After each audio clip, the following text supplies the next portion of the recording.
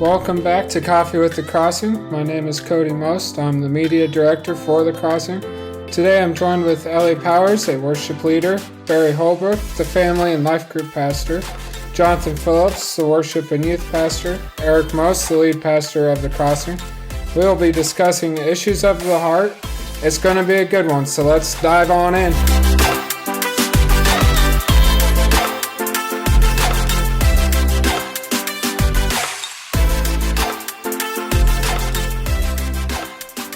Alrighty, we're going to start off with questions in a cup. Ellie, what is your favorite memory working at the Crossing? Oh boy. I think I'd have to say Easter last year. Singing Living Hope, especially. Singing Living Hope. It was just a really cool time to have everyone there, and there was a lot of people, and you could hear them sing. So it was really a good time.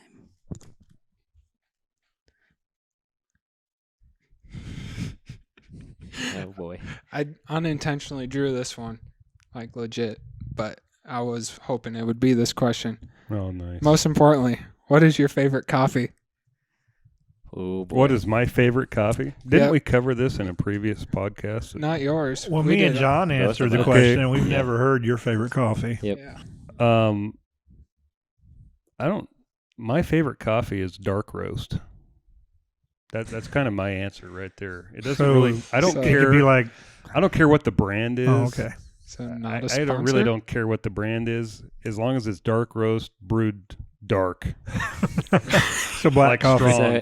So Eric likes drinking mud. To Yeah. clarify, that's Well, he has. that's what it is. He. I have watched him make coffee at his house with a napkin for a filter, so I understand. Yeah, Yep. there's emergencies happen if you don't have a filter. You just got to go to Which the napkin. honestly, at that point, you might as well just Suck put the the grounds. grounds in your mouth. Well, and it just, is a yeah. little bit of cowboy coffee, but Yeah, it yeah. works. Oh boy. Then my question is, what is the weirdest smell you have ever smelled? Growing up on a feedlot, this ought to be easy. Oh, Describing goodness. this. Huh. Well, probably at college we had to dissect pigs Wow. and all that formaldehyde Oh. and stuff in there. That was really funky. I bet. It was probably one of the weirdest smells I've had. Smelled. All right. Next question is cereal a soup? Yes. For me, Yep. is cereal a soup? No. Cereal is not a soup. Yes, it is. No, it's not. Uh-huh. No, soup is hot. So unless you're having hot cereal, and even then, it's not because it's Oatmeal. broth. Like Do you broth have to is have what broth makes to it. be a soup? Yeah, because it turns into broth. But milk soaking in cereal doesn't turn into milk broth or cereal broth. It turns into like milk or chocolate milk, depending on if your cereal is chocolatey. So no, it is not. What was it's not a soup. What was the I other? almo- What was Is a hot dog a taco? yeah? Is a hot dog a taco? No, No. Yes. no. It's It's more Do you like, do you Why eat a is bun it shell? fine? Do you eat a bun shell? Because they're called taco shells or tortillas. they're not more like buns. a sandwich than a taco. yeah. All right. Well, we got that answer. Yeah. Yeah. People are I weird. stand by my point. So in the comments, wouldn't it be cool to see what people say? Yeah. Please comment. Yeah. Comment is Let a us know hot your dog, a opinion. taco. Is oh, okay, we're doing that one. Is a hot dog a taco? Which is a stupid question, but okay. We can't make this up. Literally just pulled out this question. Is a hot dog a sandwich? No, I'm not answering that one. No. We've covered that one. Next one. But yes. No way. It was meant to Where are be. you getting these questions? I don't know. Literally My went to brain. Googled weird questions, copied and pasted it. Good. There we That's go. hilarious. Where is your favorite place on earth? My favorite place on earth. Mm. Goodness gracious, there are so many. With Tanya. Yeah, In with the arms of my Tanya. Tanya. Yeah. I got a song running through my head now. In the arms of an angel, and all I think about is dogs being euthanized. So my favorite place on earth used to be Myrtle Beach, South Carolina. That's just where me and Tanya used to go all the time with the kids, and then just me and her.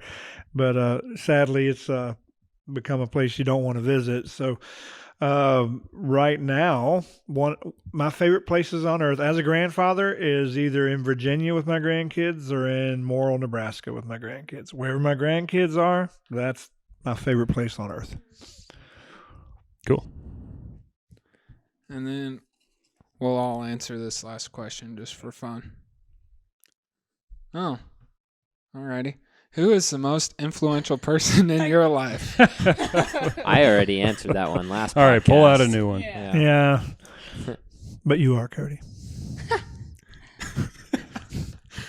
What's invisible but you wish people could see? Oh my gosh. What in the If this was world? a youth pastor podcast, Yeah, I would have a know. whole different answer. Yep. Yep. What's invisible but you wish people could see? Okay, so I've got a funny answer. Yeah, do it. Farts. Because, man, wouldn't that be hilarious if, like, you're trying to have a serious conversation with someone and then all of a sudden you just see, like, this green mist come up over their shoulder and that's my youth pastor answer right there is farts. Oh, goodness. Yep. I don't know if we should say anything else. What's Next question. Yeah, the next question. Sorry, I ruined things. No, that was awesome. Comment, please. What is your favorite hobby? Gardening. I like flower gardening, vegetable gardening. I just like working in the dirt. I don't get to do it much in my little 1/8 of an acre in Gothenburg, but I do love it. Yeah. And fishing. I like to play golf. I like woodworking, but it has never really been a hobby. It's been more work. I mean, I enjoy it. So I do it for a little while and then I'm sick of it. So I don't do it for a while. And then, but I'd say playing the guitar and singing, or just learning something new with music. That gives me life to learn something new, Like the didgeridoo. like the didgeridoo. Okay. Haven't learned that one yet. Circular breathing. You got it down. Okay. I would say anything that involves competition. Yep. That, like, I thrive on that stuff. Like I eating a answered- hot dog taco, as many as you can eat. And soup cereal. All right, almost anything that involves competition. Not that. I answered this one earlier, but it was playing my electric and then just chilling with friends. Yeah. And this is becoming a hobby / awesome. It's like this is your job. you gotta love it when you love your job. Mhm. Yeah. Yep. Job becomes a hobby. Mm-hmm. Alrighty, now we're gonna dive in deep, and deep as in we're in the middle of the ocean, jumping off boat. That was deep. So- Yeah. So the theme for this series of podcasts is talking about the heart and issues of the heart, and this one specifically is heart or behavior. And do we try and modify behavior or try and modify the heart? And so the first question that we're going to discuss is, what was Jesus more concerned about, the heart or people's behavior? And I'll let Barry start this one. Yeah, we have a theologian over Thanks, on Cody. on the end down there. Believe it or not, I think that he was concerned about both. He was concerned about behavior that was driven by the heart. But his most concern was about the heart itself. Because as goes the heart, as goes the man or the woman. And I think that Jesus' entire ministry was about helping people to realize that their heart mattered. And that what they were driven by, being raised in Jewish culture, was tradition. And tradition could actually take the place of the heart if you weren't careful. So he was actually helping people to understand that the heart was a big player in true spirituality. Yeah, I'd agree with that. that it's kind of both. If you think of the verses where it talks about how Abraham was justified by his works, and then later on it says Abraham was justified by his faith. That's taking both sides of this, basically, where it's talking about the heart and the behavior. And so I think he was focusing on when you get your heart right, your behavior is going to be an outpouring of your heart. So he wouldn't intentionally start right away with people's behavior, but a roundabout way he would be focusing on both of them. Yeah, I think, just when you read about the prophet going and talking to Jesse and looking in regards to David, it was like, you guys look at all of the outward appearance. You look at, we focus on everything outward. And he said, God looks at the heart. That's what he's focused in. And so I take more of the approach that Jesus wants to deal with your heart because he knows the behavior will follow. Otherwise, it's just simply pretending. And it's not long lasting. It's short lived. In the New Testament, I think it's Luke 15, maybe it's Matthew 15. But Jesus was just like, he's telling the Pharisees, your heart is far from me. Your behavior going through all of these things, but your heart isn't anywhere near me. You think that you're living well. You think that you're doing all of the right things, but your heart isn't anywhere near me. And that's what really bothers me. I mean, if there was one thing that I think just really bothered Jesus with the Pharisees was their performance-driven, behavior-driven model, but not dealing with the issues of the heart. And so, yeah, it's kind of interesting. I think for me, I agree with all three, but it's been 2 or 3 weeks now. We did a panel discussion one Sunday, and one of the favorite quotes I had out of that was from Barry that said, "When you change the heart, the behavior follows." And that one stuck with me pretty well. You have any comments, Ellie? Yeah, I guess I've just been thinking about all the miracles that Jesus performed. Like, they were to have the people see his goodness and his glory through them, but especially the man at the well, when he asked them, do you want to get well? But he was asking more than just his physical health. He was asking, like, do you want to be made well? Do you want to follow me in that way? And so I think he's always longing for the heart, the whole heart. But like you said, the behavior will follow out of that. So that's what I was thinking. And I think you see Jesus's focus on, that's why we see his focus in on relationship, because relationship deals with issues of the heart. Otherwise, you don't need a relationship for behavior. You just need a policy.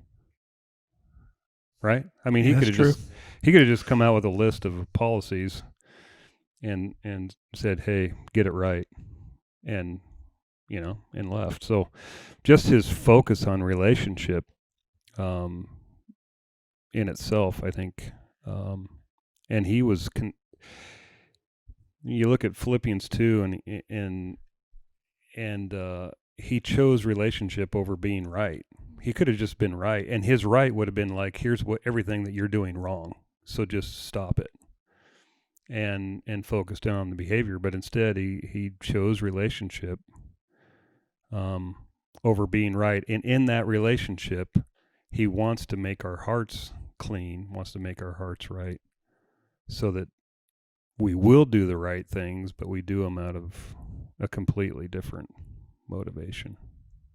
And with that, that's even displayed like from the Old Testament to the New Testament, when you're thinking of all the laws and the rituals and the things that they had to follow, to now be boiled down to love the Lord your God with all your heart. If it was all focused on just your behavior and things like that, there would still be all of those rules, all of those stipulations that we would have to follow in order to be religious leaders, quote unquote. But now just focusing on loving God with all of your heart. And then, it's everything we've been talking about, how the actions flow out of the heart. In our culture, we, when it comes to Christmas time, we're talking about Santa Claus. We tell our kids, you better watch out. You better not cry. You better not pout. Because Santa Claus is coming to town, and so kids. I used to do this. I would change my behavior. From November to December, I'd be the sweetest boy in the world because I want a lot of presents and a lot of candy. I want my stocking to be full. I don't want any coal in there. And so I would change my behavior to, because Santa Claus was watching me and I was going to be a good little boy, and then I could be a bad little boy for 10 months until the next Christmas came around. And see, the thing is, Jesus wants you to be good for a lifetime, not just good for a season. And behavior modification creates good for a season, but the heart, changing the heart and allowing the Holy Spirit to work in your heart, that's change for a lifetime. Our next question is, how hard is it to keep your heart clean? And my favorite story that goes along with this is on our camping trip. The first session that we did was talking about keeping your heart clean. And then we went mountain biking and took a left-hand turn when we should have went right and ended up a ways away from where we were supposed to be after a long, long time of walking. And then my brother turns to Eric and goes, "So, how hard is it to keep your heart clean?" Yeah. Hey, Dad, how's your heart doing? That's honestly, it's a question I'll have for Jesus. Why is it so hard for us to keep our heart clean? Because so much of the time we are so not good at keeping our heart clean that if we were better at that, we wouldn't end up dogpiling issue on top of issue on top of issue. We don't deal with it well, so we create more problems, which create more problems, which makes our heart just that much more damaged, which creates more behavior that causes more problems. And pretty soon we're just under this pile, and our hearts are just, it leads to all kinds of pain and sorrow and heartache, and it's, God's given us remedies, but we oftentimes do not, we're not very good at applying the antidote to heart issues. One of those remedies is actually something that God does, not something we do. It's when He allows us to go through tough times. He allows us to go through struggles, trials, and temptations, and puts a little heat on us. Because that's the refiner's fire, and the guys that refined silver and gold in days past, they may still do it this way. I have no idea. But they would put a lot of heat on that gold or a lot of heat on that silver, and the more heat that was applied, the more the impurities would rise to the top. And when the impurities rose to the top, they would skim them off, and then they would heat it a little bit more, so the more impurities would rise to the top and be skimmed off, and they would continue that process until the gold or the silver became pure. And the way that they knew that the gold or silver was pure is that the refiner would be able to look into the gold and see his own reflection. And so God allows us to go through things so that those impurities in our heart will rise to the top, so that they can be scooped off, and He'll allow us to keep going through those processes until He sees His image in our life. And that's hard, because what we don't like is we don't like the heat of the fire. I would much rather live my Christian life out of the fire. But the reality is, for me to become more like Jesus, then there has to be a lot more heat applied to my life.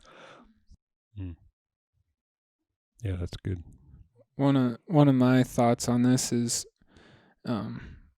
when something happens in your life, for some reason, we always want to assume the worst and make life tough on us, and that's one thing that piles on our hearts. But when we believe the best, it kind of keeps it clean, hoping that something happened, people didn't show up to a party or something, and then you find out that that's actually what happens, and it makes life a lot easier.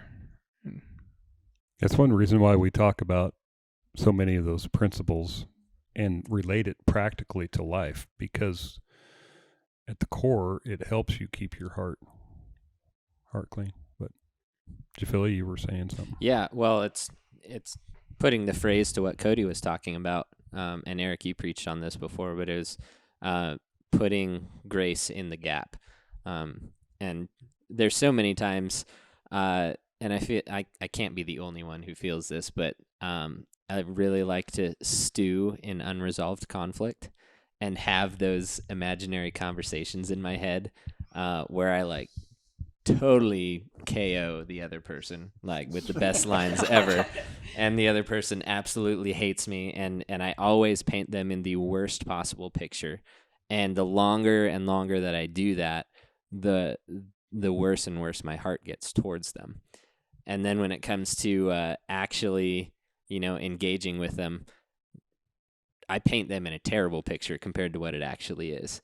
I have never had an interaction with somebody where they were as bad as I painted them in my head.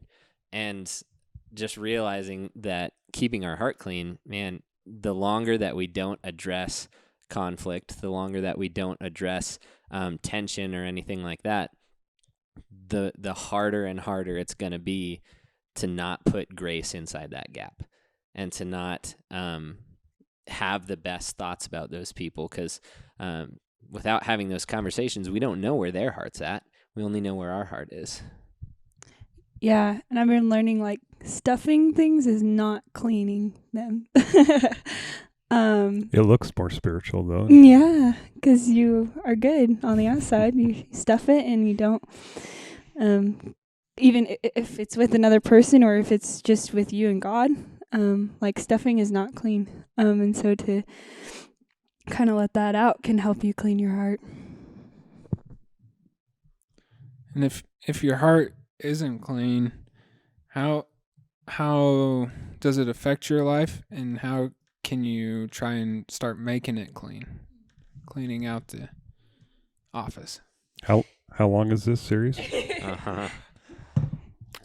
Forever. Yeah. Well, first of all,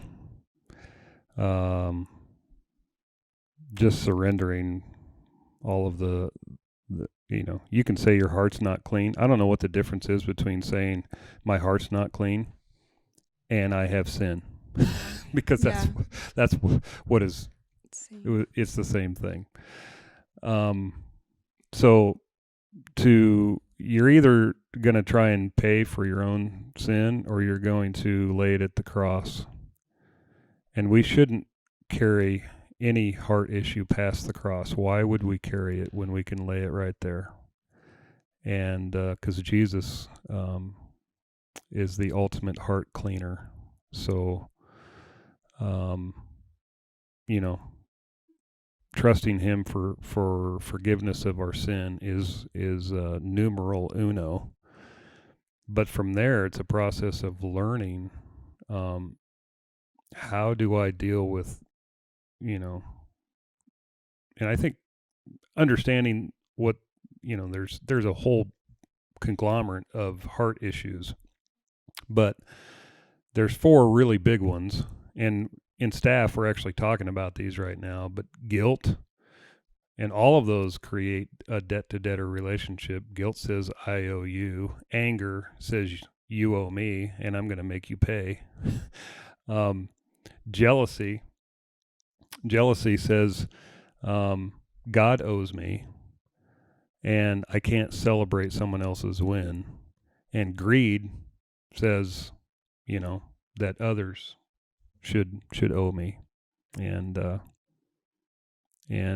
so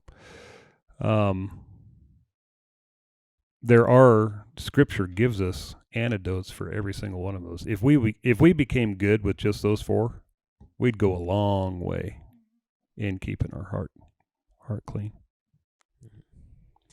One of the things that we also talk about with staff and stuff is your heart leaks, and I hate that phrase because it just feels and sounds weird, but it's so true. It's like I couldn't remember. I was trying to teach the students, and I couldn't remember the word leaks. So Did you say moist? No, I said your heart seeps, and I'm like, oh, that's disgusting.